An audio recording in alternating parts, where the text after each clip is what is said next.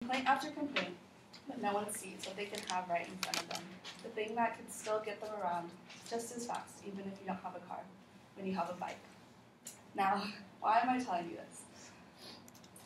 Well, next year we're going to have the decision whether to bring a bike or a car with us to campus.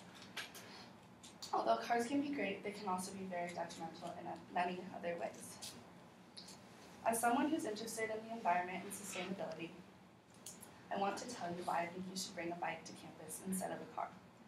Deciding to bike instead of drive is beneficial to your environment, your wallet, and your health. So why do people want cars? They're convenient, they're comfortable, they're timely. Picture the ideal world where we could drive cars that didn't pollute our environment. That would be amazing. And of course, cars serve many beneficial purposes, but they have negative effects as well. Of course, there are things we can do to achieve healthy air quality we need.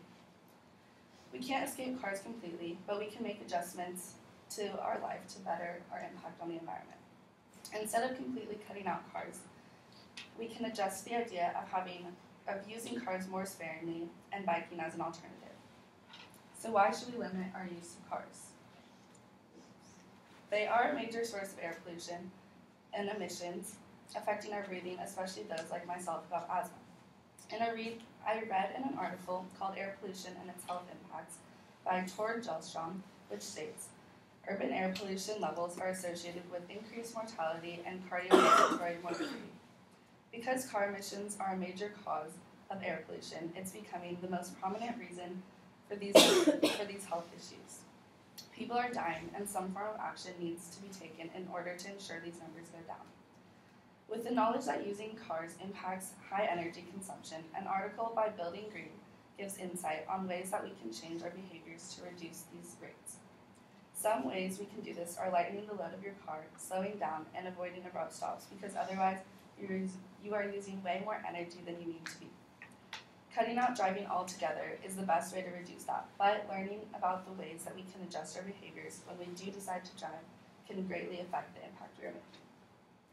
Something that was interesting from Dave Leger's article, Environmental Effects on Driving Behavior and Congestion Related to Passenger Cars, was that driving behavior and traffic conditions have an immense effect on fuel consumption and emissions. Driving in a great amount of traffic can, quote, increase fuel consumption by 20 to 45%. Different conditions of driving can greatly affect how much emissions are entering the air. Traffic is one main cause of more emissions entering the air and the amount of cars on the road. The constant stop and go of traffic can be more detrimental than just having cars on the road at a constant speed.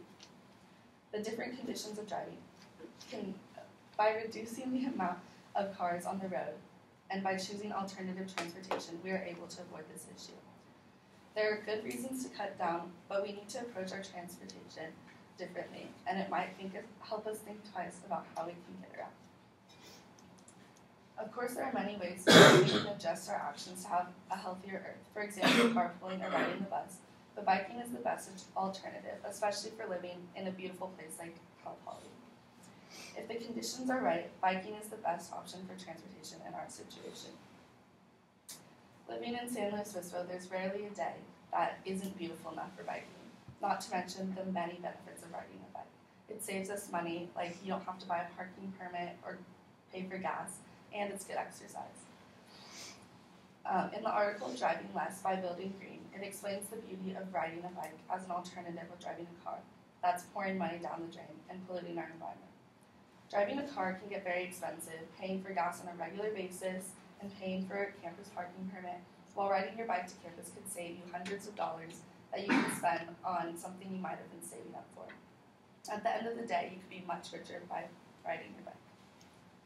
While saving money is a huge benefit, you're also getting good exercise while getting around town. In the article, A Healthy Reduction in Oil Consumption and Carbon Emissions, Paul Higgins states that adoption and maintenance of healthy weights and healthier lifestyles by substituting biking for short trips currently taken by car could simultaneously improve health while reducing oil consumption and carbon dioxide emissions. By reducing our carbon emissions, we're also benefiting ourselves and our health if we decide to bike, taking short trips such as getting to campus for class and getting around town. the end of the day, we can't escape the need for cars, but we can adjust our decisions on reducing the amount of time we spend in cars. So next time you have to get around, think twice, bike or drive.